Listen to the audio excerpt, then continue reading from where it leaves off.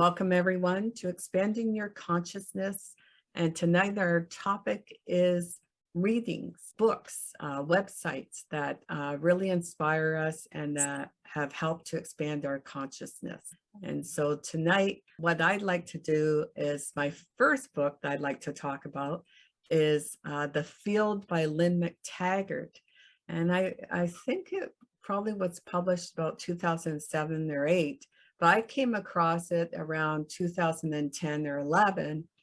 And what the book is one that's very science-based. She goes around and she interviews quantum physicists and she looks at their experiments, because what they are experimenting about or learning about is the fact that we are in an energy field. And so they do different experiments to actually prove that's what it is. In this one, they will do experiments, for example, where someone may take a plant and they may cut, say, a stem off the plant. And when they use special cameras on it, they can see where the energy of the outline of that leaf or that stem is still there. Similar to if someone has a limb that had been removed and they still can feel that that sense that the limb is still there. They do experiments in psychic readings and remote viewing, right? So people can, pick up information on people in other locations or objects in other locations. But I haven't read the full book, The Field, simply because I had problems finding it. This was years ago, but I ended up reading her second book, The Intention Experiment, which in that book, she included some of the scientific experiments that she had in the field. And what I think is good about the intention experiments is she has been doing these experiments since about 2007. So I'm just reading what I took off of her website. And it says, since 2007, Lynne Mctaggart has worked with teams of scientists from prestigious universities and thousands of international readers from more than 100 countries, creating the world's largest global laboratory to test in some of the first controlled experiments on the power of mass intention. Periodically, she invites her audience to send a specific thought to affect a target, after which the team scientists calculate the results to measure any possible change. In the 39 experiments Lynne has run to date, 35 have evidenced positive, measurable, mostly significant change. Thus far, the intention experiment has shown that collective thoughts can change subtle properties of plants, make seeds grow faster, purify water, lower violence in war-torn areas or ghettos, and even heal a patient with severe PTSD. But the most powerful effect of group intention, which participants experience as a profound state of oneness, is that it reflects back on the intenders themselves. After participating in peace intention experiments, the participants' lives become more peaceful and loving. In healing experiments, they themselves get healed.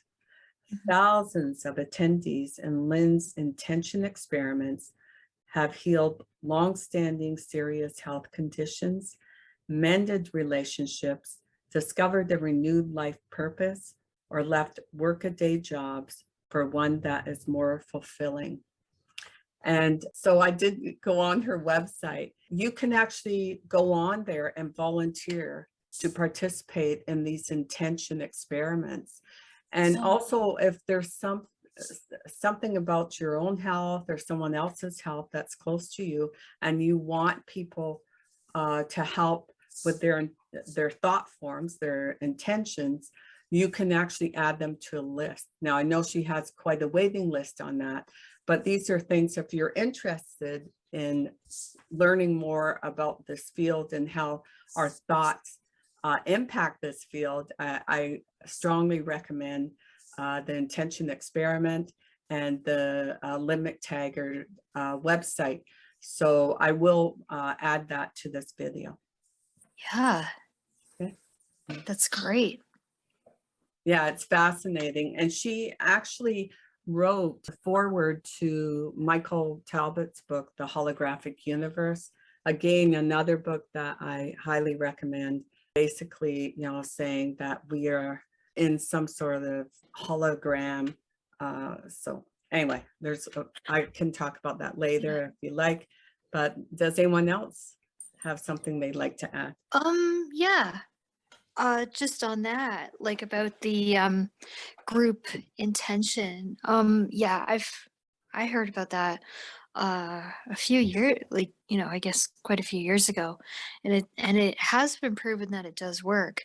But you have to, like, you have to have a group of people who are kind of on the same, I guess the same wavelength for it, is that right? Yes, on the website, she shows you the technique you use. I think it takes about, I noticed there they had 3 people that needed some healing.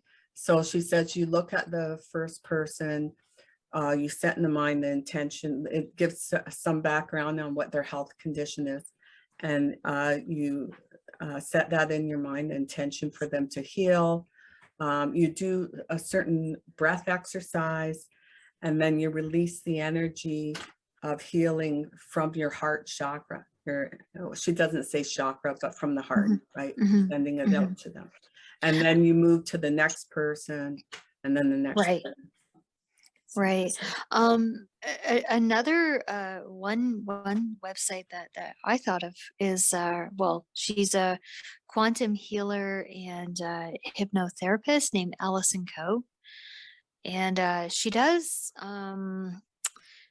well, that's what she does for a living. And she posts some of her her sessions on YouTube, and they're very, very good. There's a lot of really good information in them.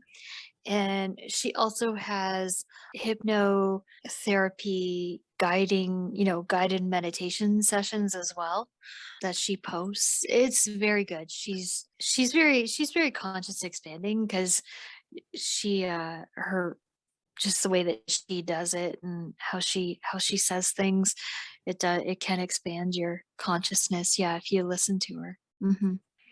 Okay. Yes, I haven't. I'm sorry, Ken, if you'd like to continue. I just had a question.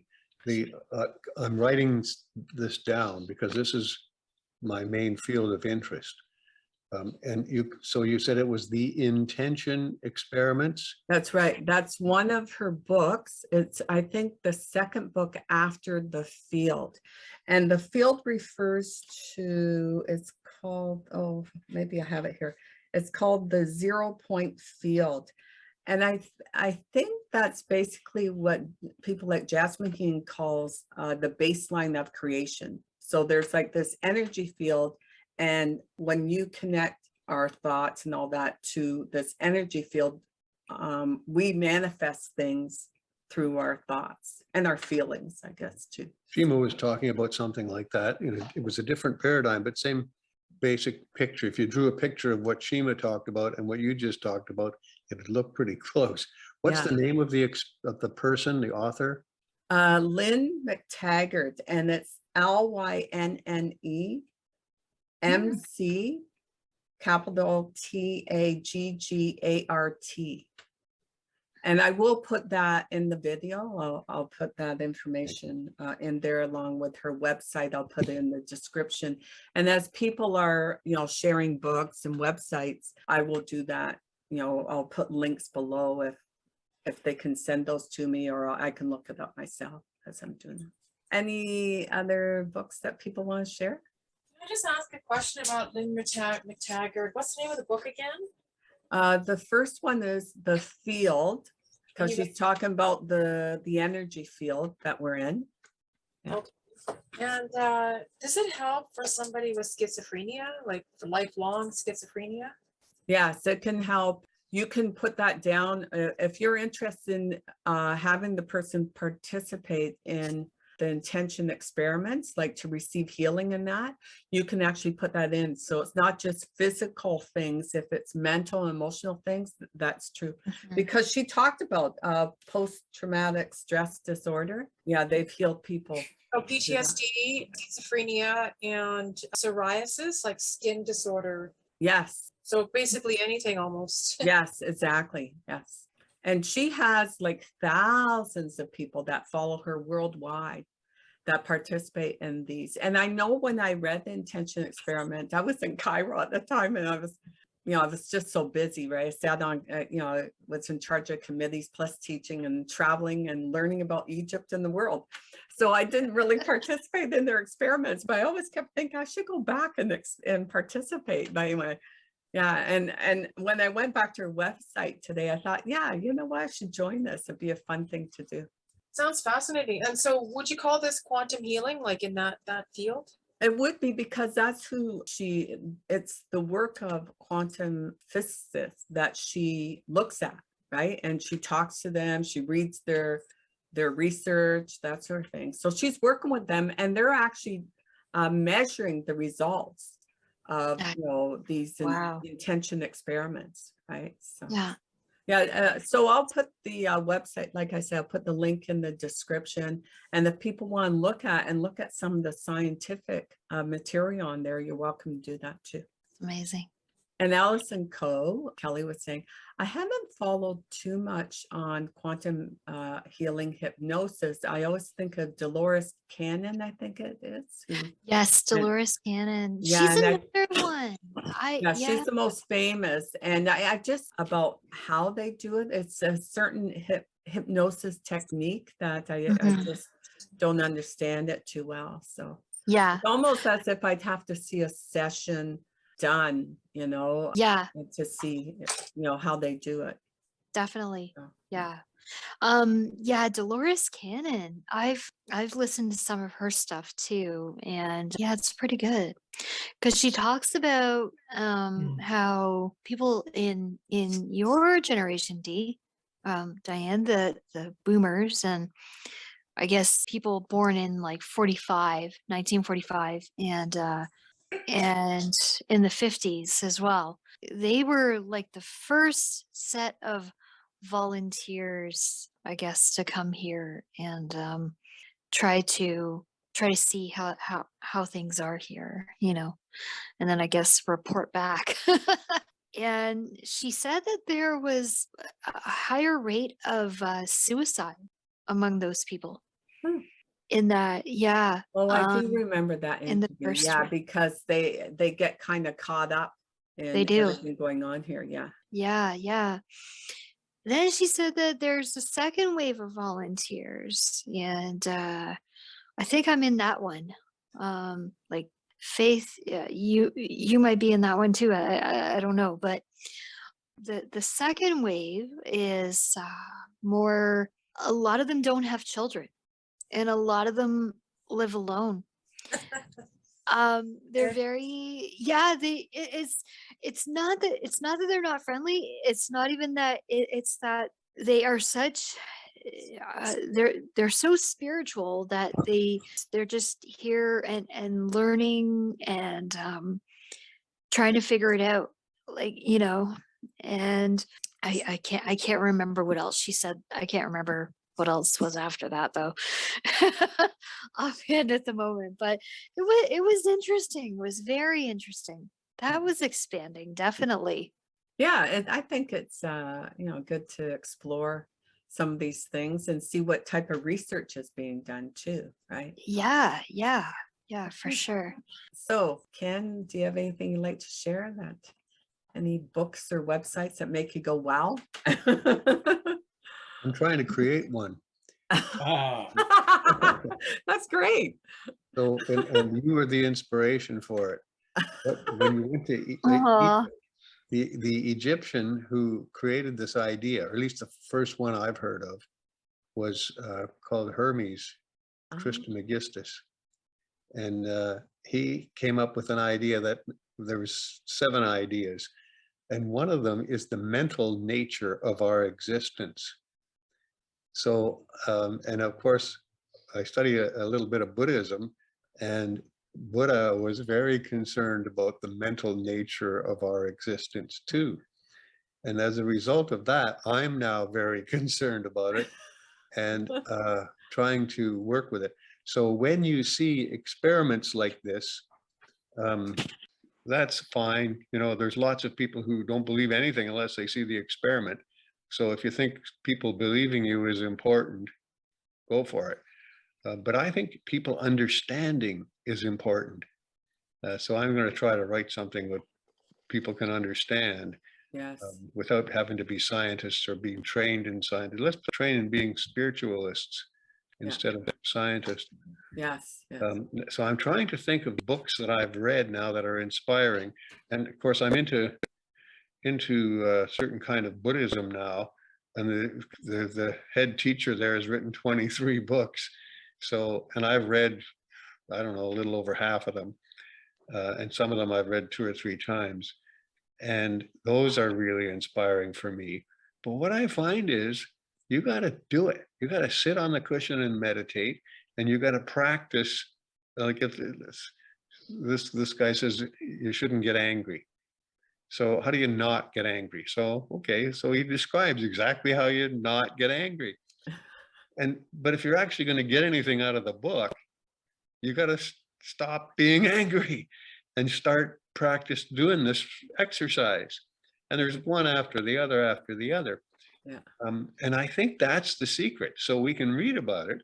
And many of the people doing these books, I'm sorry, but they're really trying to make good money and good reputations with the books.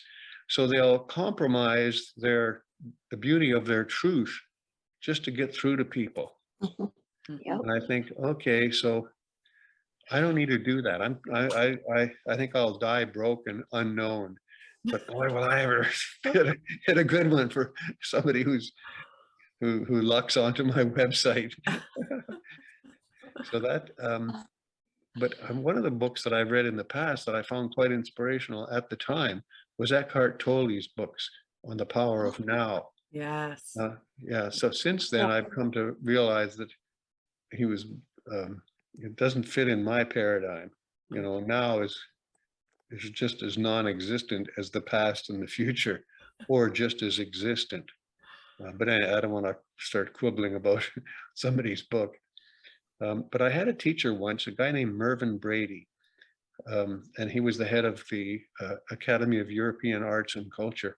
And did he ever not like, oh, I forget the guy's name now. It was there a second ago. He's a doctor from India. Deepak Chopra. Yeah. Deepak Chopra.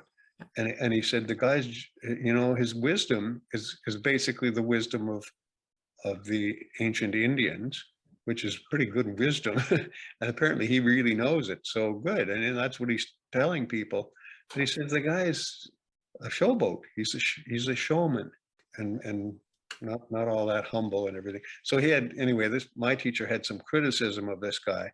And I think, yeah, I've seen that. You know, humility is pretty good. If you can just write a great book and be humble about it, good for you. That's well, speaking of that, there was a fellow named John Templeton who, when he died, he was worth $2 billion. And he was a deep, devoted Christian. And he set up the Templeton Fund. But he wrote a book called The Humble Approach. And it was about being humble. And of course, he was Christian. So backed by all kinds of Christianity. And I find those pretty inspirational. Like there's a book written by Saint Teresa of Avila. She wrote a couple of books and poems and things. And this one was called, well, one was Interior Mansions and the other was her biography. And she was so humble that when I read them, every once in a while I get it out and read a little bit. I get tears running down my cheeks. Yeah. this thing was written like 500, 600 years ago, Yes. and I'm still crying when I read it. So I think, whoa, boy, she was a real good writer. Yeah. I think 10 minutes after I'm dead, no one will remember me, but boy, will they remember Saint Teresa of Avila. Mm. So that's the most inspirational book I've ever read. And there's another one by her student who's St. John of the Cross. He wrote something called the Ascent of Mount Carmel. And he's totally beautiful, just beautiful. So those, and they're basic Christianity. Now I'm into Buddhism, so I have a different set of paradigms. But these people were so good at what they did that you just gotta love them for, you know, I know everybody likes to bash the Christians, but please don't. It's not Yeah. good for your soul. Yeah. I agree. Yeah. And I think, looking back at these older books, these older writings, it's important too, right? Because we do, spirituality has become very commercialized, right? Going back, even right now, I'm reading a couple of books, one from, well, not as far back, as what you were saying, but even in the early 1900s, 1924, and the other one's 1926. They're more political type things, but even then they're getting into the history of, what's been going on, that sort of thing. So I think it's nice to look at these older materials, and that people have, put the effort into sharing their knowledge with us. Yeah. Guys, Okay, good take care. night. Hi, Kelly. Right. Bye, Bye. guys. Bye-bye. Bye. I think Shima has has a book that she really likes. That one that I forget who her guru. Master Tahiri. Yeah. So whatever he's written, she really likes it. And I when I was listening to her, I thought, I got to get onto that. And I'm, Mr. Procrastinator here. I never did. I doubt it. There's a lot of research of his You're too not. on these scholarly sites, right? Google Scholar, and that they have some of his, papers on there too. Yeah. Yeah, I'd like to follow up on that myself. And Mhm. Yeah. Maybe we'll form a separate little club and she can be the president. yeah, and thanks for your input, Ken. I really appreciate that some people still read the Christian saints, and because in my discovery, I haven't, when you read about the lives and about the saints, and then you read about the lives of bodhisattvas and even the yogis, I don't see any difference. I think these are beings who are, here to help and are connected to, a high, who can even know how to describe it, but they're pure beings, and they're here to help us. And that's and so very worthwhile, getting into it and learning about these beings. And of course, you talked about the sitting on the cushion, and you have to do the work. Yeah. And it would be cool to follow up with the Lynne Mctaggart intention experiment and join that, and follow up on that. But we kind of know that works. Well, we do know it works. Practicing either Buddhist or even praying, for somebody's health or well-being. So yeah, I'm glad you mentioned it. And of course, I love that that author you talked about and his 23 books, and it was described to me in that organization how to read the book is like reading a brochure about a vacation destination. Reading the book is like reading a flyer for a vacation, but actually doing the practice is like going on the vacation, or you have to go, you know, to, you can read about it, but it ain't, you're just reading about it, very superficial, but it gets your interest. And then it's the practice. So you have to actually get on the train or the cushion or on the plane and have the experience. And that was a very, a real good point. And that's, put us all in a better place if we're practicing good intentions and trying to help other beings, like, whoever you've ever met in whatever medium, and however you think about it, whatever that practice entails, bring it forth. I can tell you about 3 main ones that I've practiced, and basically they're all the same. You're putting out, taking and giving, or praying, or doing a ritual to help others. It's coming from the heart chakra, and so there's this commonality I find in these philosophies, practices, that's been worthwhile for me. And so thanks for that. Is there a particular thing that you're doing right now, Dave, that's working for you? Yeah. Yeah, well, okay, my 3 main practices, and this will relate back to my book when I get around to talking about it, was Wicca, was working with what I call earth magic, ancient, goddess rituals, and they bringing forth, the 4 quarters, the north, east, south, west, and bringing in these deities that are sort of represented by these really archetypal philosophy. Anyway, so there was that, the Wicca, and then there was Buddhism, and the practices with the meditation, really getting deep into learning how to meditate and how to bring that into your practice. So taking and giving, again, intentions from your center of divinity to help others. And then I came full circle around, and I went back into Christianity. So, and again, it was reading about the saints that kind of brought it around full circle for me, because I realized that they're like Bodhisattvas. They are Bodhisattvas, saints, yogis, highly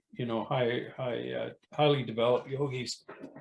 They're doing all the same thing. They're trying to help us get beyond this veil of tears, this attachment to material world, to get out of the cycle of life and rebirth. So now I'm doing, I'm actually praying using the rosary. It's very, very Christian, but it's got a very deep meditative intention and practice to it. So it's when I realized that the Buddhists use beads to pray with, and I went, well, what's the difference? Anyway, so I went back to this, and I'm finding this practice is really, really helping, and I'm connecting with the idea of the Virgin Mary and Jesus and the saints, but I'm also, thinking in terms of Buddhist deities like Tara, and then Chinese Buddhism, like with Kuan Yin. So to me, it's the Virgin Mary, Kuan Yin, Tara. We're tapping into a certain energy, a similar, again, kind of being a, being a Jungian, it's archetypal. So this is a unconscious awareness that we all hold, that is common among all these philosophies. There's these, female deities or these avatars of like Jesus Christ or the Buddha or Babaji, you know, to me, they all hold the similar energies, and that is what you're kind of connecting with to bring in, to, I guess, to connect with that energy, to take your intention to that level. Universal life force energy that is informing everything. So I don't know if any of that's making any sense for you all or not, but that's kind of my ramble about all of that. And but what started the ball rolling for me was a book that my grandmother gave me when I was 15 years old, and it was Black Elk Speaks by John Neihart, written in 1932, where he was a poet and his somewhat of a historian, but he somehow got connected with Lakota, Oglala Lakota in South Dakota, and he was talking to this native black elk who was the shaman for his tribe, and he had as a young boy his visions, and like a lot of shamans, I understand that they, you know, fall into an illness and have these, you know, these visions of the other world, and so as a young boy he had a series of visions, and he, you know, when he finally was old enough and brought into the tradition of the shaman in his tribes, he understood what this meant. Up until then, he didn't really understand. So he brought these teachings back to his people to try to heal their problems. And he was at Wounded Knee when was it Wounded Knee where the natives got wiped out? I think they did get wiped out. Yeah, they got wiped out there. So he was young enough to have seen or, you know, realize the aftermath of that. So at that point, as he describes it, the hoop of his nation was broken, and so he was trying to help heal that trauma. This was part of his teachings. So what that did for me was it kind of, I was connected more to that than with Christian philosophy, or, you know, what they were trying to teach me as a Christian. What was described in this book made more sense to me. So that kind of got me into the thinking of this other realm, this where there were elders and other beings who were part of us and above us on a different vibration. We didn't see them in our ordinary life, but in a visionary state, we would see them, and they would give us teachings. So that was very inspirational for me, and that got me thinking. There's a lot more to this reality that we are aware of, and so I was trying. You know, it sort of helped get the ball rolling and got me thinking more about the possibility that there's a lot more going on than we see, hear, and smell and touch, or five sense vibration. That there are things going on.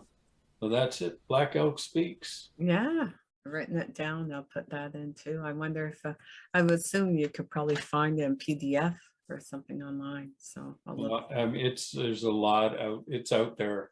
Is it? Okay. Oh yeah, it wouldn't be hard to get a hold of. Okay. And I've read it many times, and it's one of those books that you read a lot more into it every time you read it, and it gives you some idea of how, personally, it seems to me, well, the book hasn't changed, the words are all the same. Something else has changed, and that's me. My understanding has changed. Yeah, my perspective has changed, so I can see, you know, a lot of times I'll be able to see deeper into things like this. Mm-hmm. Yeah. Is there anything in particular that he said that really stands out to you? What Blackout said, yeah, the center of the world is wherever you are, is one of the big things that it's not what, you know, I was always looking outside or searching, going somewhere else, and it's like, no, the center of the world, the center of the universe is right here, right where you are. Yes, and his whole understanding was that this wasn't just to heal his people, this was to heal all humanity. What he was bringing forth, what the elders were trying to teach him through his visions, his connection with them, was for all of humanity. Yeah. So he was into we're all one. Yeah. This is the whole. Yeah, it wasn't just the indigenous nations. It was all nations. It was all humanity. Yeah. That's a consistent theme, I think, is like like if we're all one, then the center has to be us because we're all connected and Mm. truth is coming from within Mm. and all that. So the attention has to go inwardly in some manner. That seems to be a common theme. Mm-hmm. It, not so much in Christianity, at least as far as the followers are concerned. Maybe that was Jesus's real message. I think it probably was. Mm-hmm. Yeah. Yeah. I mean, he was all about the heart, right? You know, revealed his heart to his apostles, and the kingdom of heaven is within, you know, and so I think his messages were pretty clear and consistent with that kind of thinking, and I believe he was taught by some probably yogis and also Egyptian mystery schools as well, which are all very much all about that, about going within, and your divinity is, you know, your heart chakra. You know, Dave, I got to say this. I could listen to you for days or hours. I mean, just there's something that's so genuine about your expression. It's just, it doesn't even matter what you're talking about, actually. It's just really, really quite genuine. Well, thanks, Brent. I try. Thank you very much. That's thank you. Who's next? Who would like to share? So I don't know, do you want to hear my? Sure, Faith. You bet. So yeah, I've gotten into the energy meridian work, and you know the different chakras, and I connected with this book that I've had for a number of years. Recently, now that I have more time, well, a little more time, I'm not so focused on studying. So yeah, I don't know if you remember last time I mentioned about that time I went to my friends and I had an experience of like the second last time I meditated in his room. I had this huge big inhale. It was like life was inhaling me, like the universe. And then the next time it was like a complete exhale. It was like the full, like the deepest exhale. And the inhale was like the deepest inhale. It was like an involuntary experience. Do you know what I mean? And then I came across, I was reading this book. It's called Human Technology, a Toolkit for Authentic Living by Ilchi Lee. And he was the founder of Dawn Hawk and brain respiration. So what he says in here, it's a bit of a long, it's a few paragraphs long. So what he says is on page 49, which comes first, inhaling or exhaling? Does life begin by breathing in or out? We cannot really remember this ourselves, but witnessing childbirth allows us to confirm that life begins with exhalation. We let out a great cry when we are born. Wow, this is the beginning of an exhalation. By emptying the lungs of the small breath it holds, the baby leaves room for air to enter, becoming connected with nature's great current of life. In the Korean language, the word ho-hei, I think that's how you pronounce it, which means respiration or breathing, has both physiological and philosophical significance. Ho means breathing out and he means breathing in. We need to pay attention to the fact that this compound word, ho he, not oh hey ho, this signifies that breathing out comes first, not breathing in. Life begins by emptying oneself. The rhythm of life starts when we have emptied ourselves and then allow that empty place to be filled. When I let go of something small, the small breath I hold on to, I gain something great, the atmosphere of nature. This understanding also applied to our small thinking can lead to enlightenment. Now let us examine death. Does life end with an inhalation or an exhalation? If you have witnessed death, you may have noticed that many people stop breathing after inhaling one last time. Although this could be explained in various ways, we might simply say that the body has an instinctive mechanism by which it tries to maintain life as long as it has even a little strength left. Inhaling takes energy, while exhaling does not require much energy at all. Try breathing a few times and you will see what I mean. A breath taken is exhaled naturally. On account of this, as long as we are strong enough, we try to breathe in again because of our attachment to life. This explains why in most cases life ends with inhalation. It feels stuffy to stop in the middle of inhalation. This means that for many people, dying is not a very pleasant experience. Dying on an inhaled breath means dying in struggle and often pain. In contrast, when people are absolutely satisfied with what they have done through their lives, when they are totally sure of the continuity of their existence, then I think they will be more likely to exhale. Their experience of death will be that much more pleasant. So please remember the proper way of breathing, even at the moment of death, just in case. So I thought that was an interesting perspective, like so much wisdom. And it really made me think, wow, I wonder if that was a message for me, that experience. So maybe it was a previous life memories or life and death memories, some past lives, you know. So yeah. But this is a really good book. It goes very in depth into brain respiration, the philosophy of the way that the natural flow of energy in the body. So it's fire down, water up, the way that the sun shines down and then you know, gives life, and then the roots of the trees and the plants draw water up from the earth. That is the life-giving balance of energy flow. But in our culture, of course, it's all reversed, right? There's a lot of fire up and you know, and down. So anyway, that's a book that I highly recommend. Yeah, that's great. Yeah.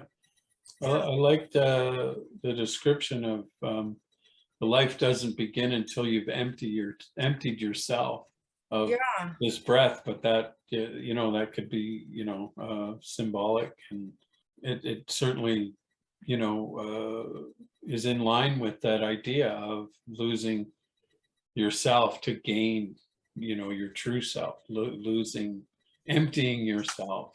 Who knows what, you know, what ego and attachment and all of those things, and then that's when, and then your life begins. You inhale, and that's kind of what I took from that. Yeah, I like. And his whole system helps you to bring a balance. Like he has the energy, different exercises in this book that are very powerful, very deep, and helps you to balance out the chakras and the meridians and the energy systems in the body, the balance of all the elements, fire, water, air, metal, in the Oriental medicine theory. And of course, it's much older than the Western medicine, right? So 5,000 years. And so I feel it has a lot of wisdom, and it's, so it's about, it's got a lot of meridian tapping, down, you know, you're tapping on your chakras, and different exercises for breathing and energy, sensitizing, brain respiration, all of that. And it's all in that book. So. Yeah, cool. Yeah. That's interesting what you said, Dave, about exhaling like your ego. exhaling what you think you are, and in comes, the reality of what we are. That's I like that. That's very interesting. And on planet Earth, the baby doesn't come in with an ego; it gets it from Mm. the the consciousness that's on the planet at the present time. So it inhales ego, and then if it's lucky, it realizes what's happened, and then it can exhale its identities Yeah, and get more in interesting. touch with what it really is.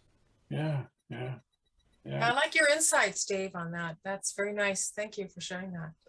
Yeah, it just and so many traditions are talk about the breath and how important it is for controlling it. But it's yeah, I get it's interesting, worth And following up on. you mentioned when a person dies, and I guess what he was saying is when you die, you should exhale. Is that what he was saying, Faith? Yeah, Last breath?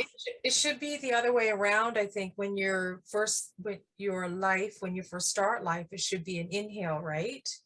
And then at the moment of death, it should be an exhale. So you're just surrendering, right? Yeah. And that's what happened when I was at my friend's, right? It was, the second time was the exhale. So I think for me, that was I didn't know what it meant at the time, but I think that was the message, on a purely spiritual level, esoteric level. Yeah, I didn't know at the time, but then reading that, now it makes sense. That was information download. But also, I think too, it's like, I think you mentioned surrender, right? Yeah. That you just, yeah. And the way, I guess, many of us are so caught up in this material world that we don't want to leave it. But a person who is wise enough knows that you just don't become attached to it, right? So you're willing to just exhale to release everything, right? It's just my perspective on it. Yes, exactly. That's exactly it. Yeah, that's how I see it. Yeah. And I think it applies also to every single inhale and exhale we have. Yeah. Those are all new. Just Those release. are all new moments. Yeah. And like we're all the experiences we encounter. So you could see like almost every instant being an inhale and an exhale. What new information has come in today, and what of it is worth keeping and what isn't. That kind of thing. Yeah. Mhm. Okay. Brent, do you have any books you'd like to share, websites or insights? Anything? Well, I got the usuals that have really helped me see clearly as much as I could say I Wow. see clearly, Oh, which that's is a good one. I this love that. one. Yeah, the Tao is. I don't know. I've yet to find a better book than this overall. It's just Okay. so incredible. In fact, let's try a little experiment here. What I'm going to do is I'm just going to flip through the book, okay, randomly, and I'm going to stop someplace, and then I'll just read a paragraph. Okay. Yeah. Okay. Okay. So number 73. Put on my glasses here. The Tao is always at ease. It overcomes without competing, answers without speaking a word, arrives without being summoned, accomplishes without a plan. Its net covers the whole universe, and though its meshes are wide, it doesn't let a thing slip through. So they're all like that. They're all just incredible little beautiful insights. And there's, I think, 82 of them in the book, and I've read it, gosh, probably a dozen times anyway, since I first started reading it many years ago. Yeah. This one is really good if you haven't read it yet. Oh, yeah. The Alchemist. Yeah. The Alchemist. Paulo Coelho, who's an exceptionally Yeah. incredible writer. I've read this twice so far, Yeah. and it's a great story of a journey that Yeah. this person goes on. You read it, Diane? I have, and I don't want to say the ending, but I love it. Yeah. It's Oh a good yeah, book. Yeah. Yeah. Is it a novel or a book or? Yeah, it's kind of like a novel, spiritual journey that someone goes on. It's really quite beautiful. It is, yeah. It's really nice. And remind me of, I'm sure I've read it, but remind me of a bit of the plot. Well, a young boy has a desire inside to go further than the river or whatever it is that's, Right. you know, and so he goes on this journey and he has all these experiences along the way and he meets some incredible people and he's open to everything. Mhm. So he doesn't really miss anything, and he's got a goal in mind, and what he's learning along the way. Although he thinks it's monetary, it's a lot Right. more. It's a lot more than that. Right. Right. So it's Yeah. Yeah. Yeah. Yeah. it's really beautiful. Yeah, it is. And, Yeah, and you can't share the ending, Dave, with Yeah, I people know. because I it know. ruins it. But it is, yeah, I remember it. I remember it now. Yeah. Yeah. The first time I read it, I said about 5 times, "Okay, this is the end. Well, I'm going to turn the page and the book is going to be done." Nope, more stuff to come. Yeah. And it was 4 or 5 times I said that because I thought that it had ended, but it just keeps on going. It keeps on delivering the goods, is what it Yeah. does. Yeah. Yeah. Good book, Brent. Another great one is Oh, yeah. The Prophet Yeah. by Gibran. Yeah, this is really cool. Let's try the same thing. Let me just Could you just, I'm not sure about that one. I think it's come up before, but I don't know where I've seen it before. The Prophet. Oh, really? Oh, We Oh, don't really? have it. Do I we? have a copy of Oh, it. do you? Oh, yeah, you've seen it around. Yeah. there you go. All right. Okay, so I'm going to do the same thing on that one, on this Mhm. one, and I'll just like stop someplace arbitrarily, and I'll just read a little bit here. If any of you would bring to judgment the unfaithful wife, let him also weigh the heart of her husband in scales, and measure his soul with measurements. And let him who would lash the offender look upon the spirit of the offended. And if any of you would punish in the name of righteousness, and lay the axe unto the evil tree, let him see to its roots. And verily he will find the roots of the good and bad, the fruitful and the fruitless, all entwined together in the silent heart of the earth. Mhm. So there's the tree of good and evil there, Yeah. like in the Bible. Mhm. Yeah. So those are you can't just do that with any book, you know. And then this one is also one of my top favorites, Siddhartha. Oh, Oh, Siddhartha. Siddhartha. Yeah. Right, really And- nice. Yeah, I'm not familiar with that one. Oh, you've got to read that. Yeah. In fact, you should. In fact, you should read like all these if you haven't read them. Siddhartha. You'll read them many times. Yeah. Okay, and then here's a good one. I don't know if you've ever seen this one before. I can't. What is? What does it say? Remember to be here now.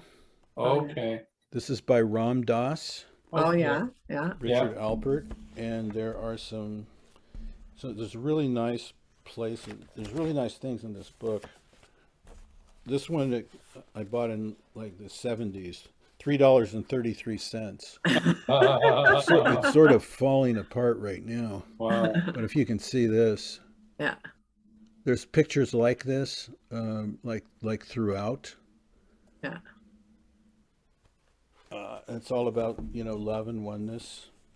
Hmm. So all of those have had an effect, and they're all so close together. They what they're all pointing to is something that we feel deep within, as far as our spirituality and our oneness, and all the things that we want to get deeper and deeper in, and the reason why we come to groups like this.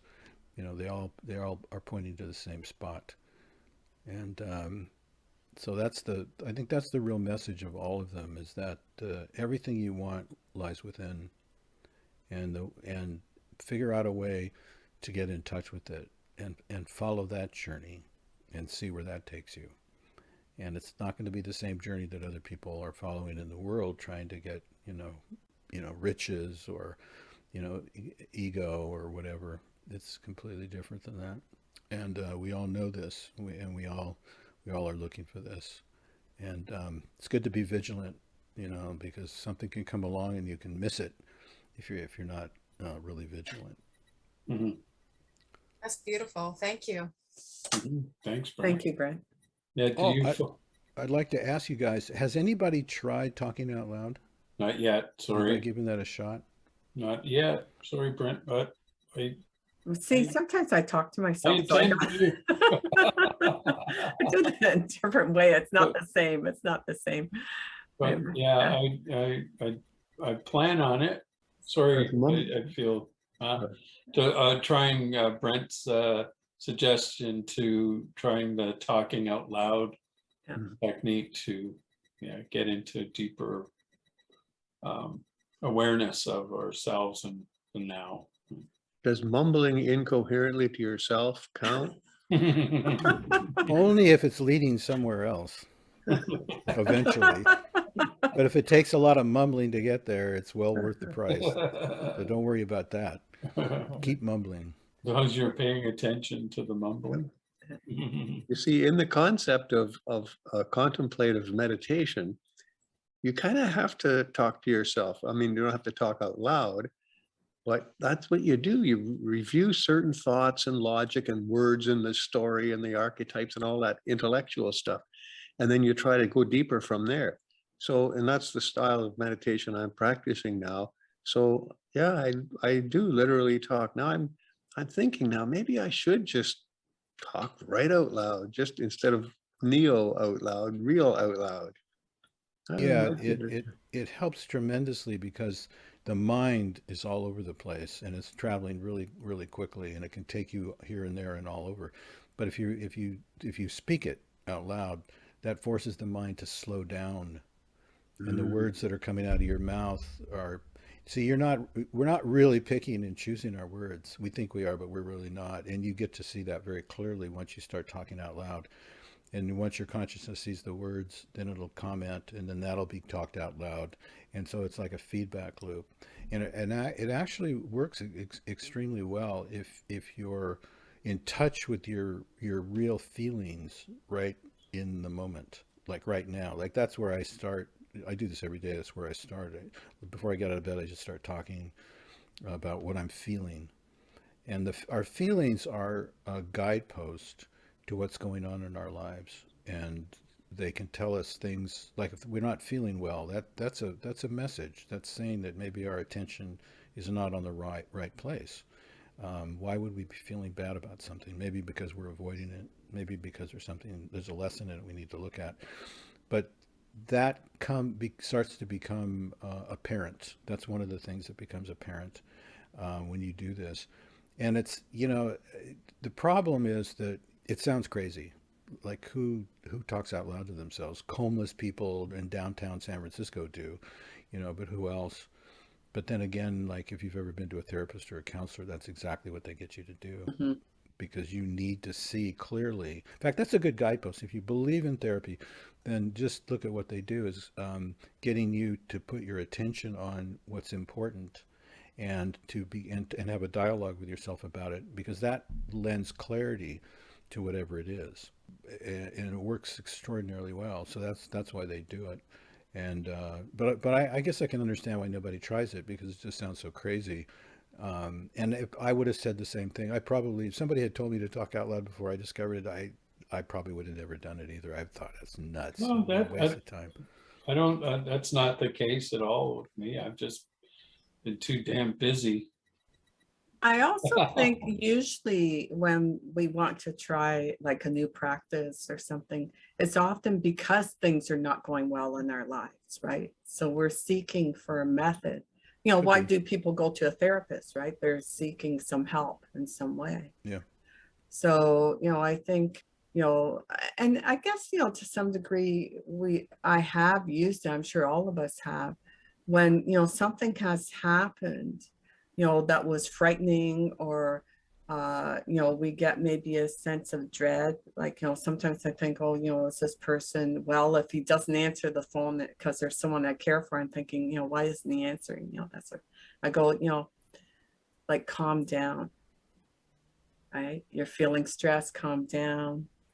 He's fine. He probably just went outside, whatever, right? Blah, blah, blah, right? Yeah, like I do think we talk to ourselves to some degree to sort things out so we aren't worked up or not stressed. Anyway. Yeah, it has its positive things in all kinds of different areas, especially when you're feeling really upset.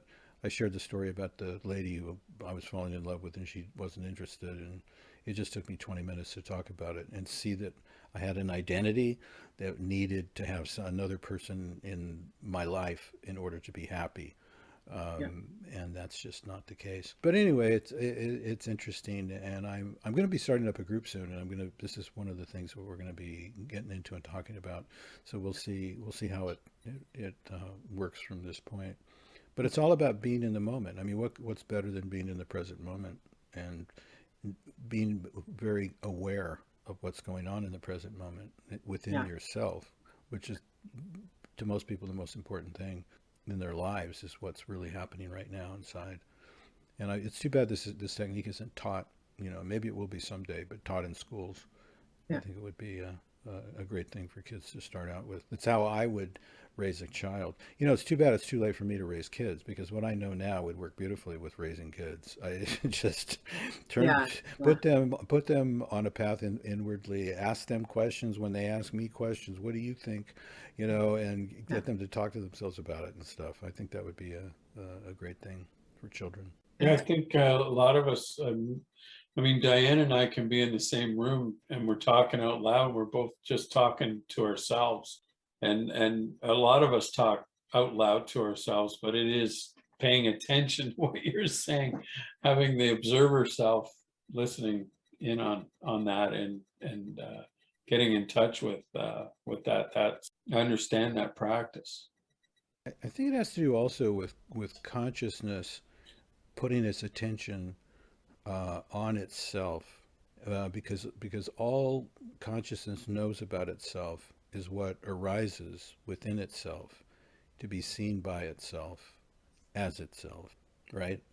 I mean, that's all consciousness will ever know. The perception of itself is it. And so if consciousness wants to understand itself better, the very, very interesting thing would be to just, okay, I'm conscious as what the hell am I, and start a dialogue just to see what could be found out. Okay. Kenny, any books you want to share? So in that brief second when I didn't, what I was muted saying was, I don't think so. But in that brief second, yeah, there is. I'm a big fan of William Shakespeare. And most people don't know that Shakespeare was a member of a European mystic school. And he wove the philosophy through all his plays. So if you take that point of view, that he's actually talking about something mysterious and mystical or religious. I mean, religion was still pretty strong in his day. So you didn't want to say anything that would be heretic or anything like that. But he put it in there. It was beautiful. So my favorite play in that regard is one of his plays was Two Gentlemen from Verona. And that was a story about Shakespeare's view of love. What's love? And it's selflessness and all this kind of stuff. Another one was The Taming of the Shrew, which is one of my favorites. And it's interpreted now as a women's movement thing. But it's actually the struggle of the soul against the body. So, yeah. And even the scholars, these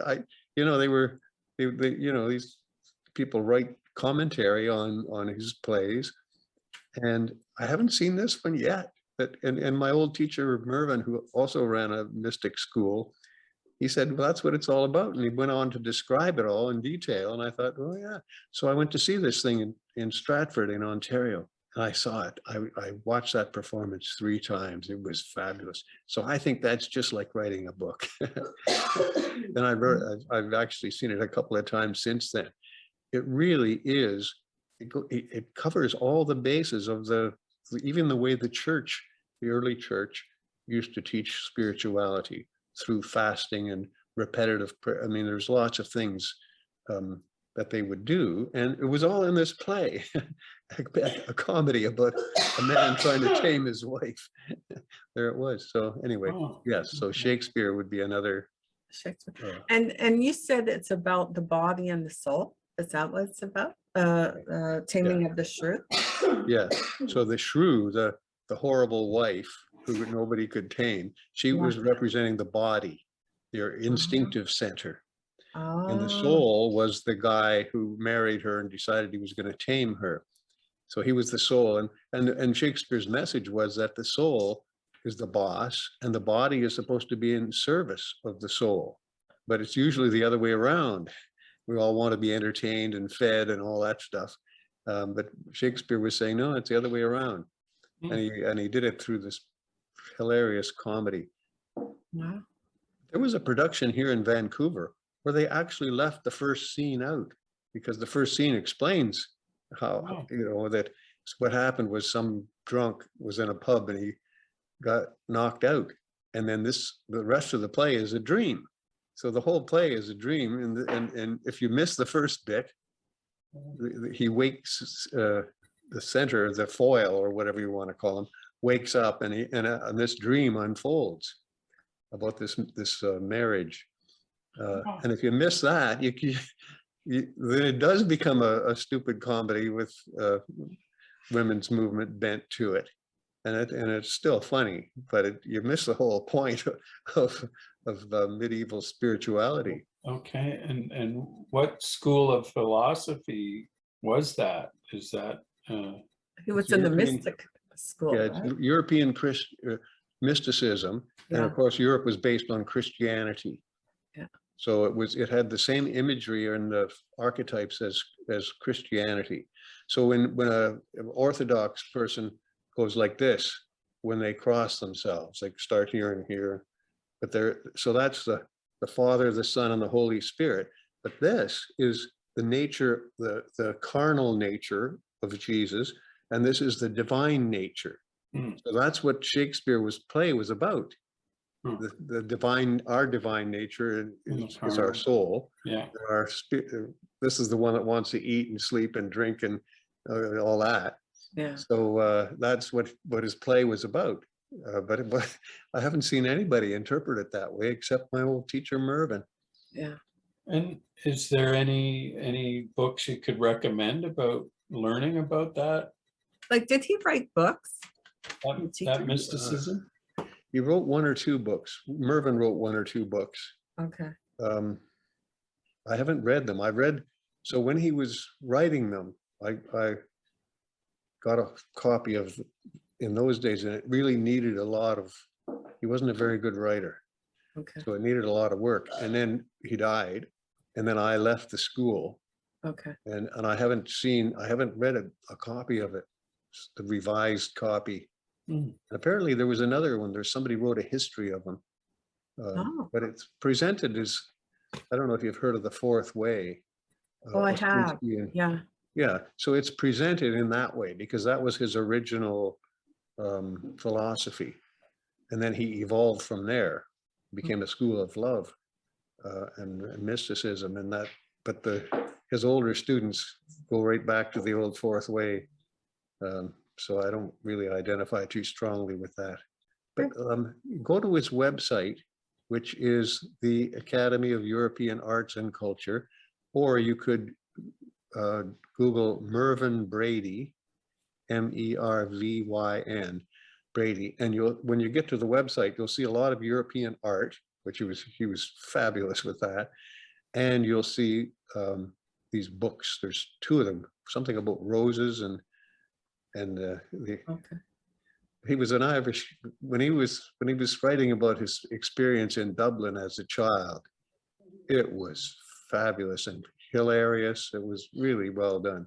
Then there were other parts that were incomprehensible.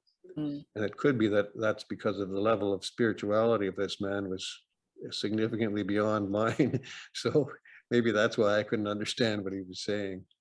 It's interesting how all this stuff points inwardly, and like every second, every experience is like, Yeah. you can go, that's good or that's bad. or this is going to be wonderful for me, or I got to stay away from this, and it's all a reflection of how we're thinking and what we're feeling in that moment. And somebody else could come along and it might be exactly the opposite experience for them. I think that's really interesting. Yeah. And that what matters is like where we are at in whatever moment we're in and our attitude towards what's going on. Yes, but I do think books can, help us, because a lot of people, I mean, Brent, most of us here, we're retired, we're semi-retired, or, well, Dave, you're working full-time in faith as well, but it is helpful sometimes to have books that help to refocus us or to open us up to another way of thinking, especially if you're in this world and you have a very stressful job, right? Or a very mental type of job, doing budgeting or, scheduling or, whatever, working with money or,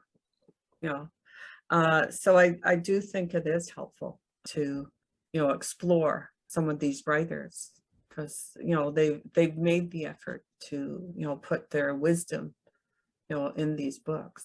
Did I say anything that indicated No, that I no, disagree with but you? I was just thinking, Okay. I know, no, like you're saying, look within, and that's true. That's true. It is a journey overall. I also think it's important to share some of these books, which you did. Like you shared, quite a number of books, and all of us have. And I do think it's very helpful because I know that, even coming across little gems like this one, no one's really heard much of Ronald P. Beasley. He was part of the White Lodge, another mystic group, and he wrote about the ethers around us and how we manifest things in this world. He also did a lot with color therapy and that. So I mean, there's interesting books out there of people we've never really heard of before. So. Well, they take us within, don't they? They're Mhm. mirrors. Yeah, they do. They They're do. mirrors. And if they didn't take us within, we wouldn't Yeah, care we that much would. about them. So it's all one. Yeah. That's why I'm so skeptic on this alien theory. That's the only one that does, it's quite popular, but I don't see it taking us within. Summarize it quickly so I know what you're talking about. Yeah. That aliens came from another planet and implanted themselves in the human race in some form. And so there are people among us who are not like us. They're different. And this relates to our last talk about movies when we were sharing movies. And I mentioned They Live by John Carpenter because, and again, he is using aliens in that. In the short story, again, it's type of alien, but different from what he put in the movie. And so again, it is a science fiction movie, but sometimes they're telling you that there are beings out there manipulating. I know I keep bringing up the word manipulation, but they are, how do I say, and Brent, you talked about this, that we manifest our reality or our perception. They have used television, radio, books as well, the education system to manipulate our perception of the world. And what do? They keep us looking outside rather than inside for answers. Anyway. Yeah, that's one thing we're gonna run into people like that, or groups like that, or books like that, or organizations like that in our lives. And can we detect that? Can we understand that? As deep as we are in ourselves into the nature of truth will be the answer to that question, because a lot of people will fall for these silly theories right and left, and others will go, well, wait a minute, is that really true? And I would agree with you on that, because there's the bankers and I mean, there's all kinds of manipulation going on. Yeah, but we've got to see through that. I mean, this is a perfect planet for people to come to that need to figure out where to go, and it's within, and how to get there and find truth. I mean, this is a perfect planet for it, because there's so much falsity and lies and bullshit everywhere else in the world. So yeah, this is a great place to learn whatever we need to learn, and I can understand if there's life after death and we're souls and we're reincarnating, that a lot of people might have to come back to Earth and go through a number of generations before they could actually see through it, and others will be through it more quickly than that. But I think that all that bad stuff is part of the plan. If there is a plan, then the bad stuff is part of the plan too. And we can't get smart, and we can't get to what's really important without being able to distinguish between the two, and then go in the direction that we feel most comfortable with. So I think it serves a purpose, even as corrupt and as horrible as all that stuff is. I think it serves a purpose in the overall plan.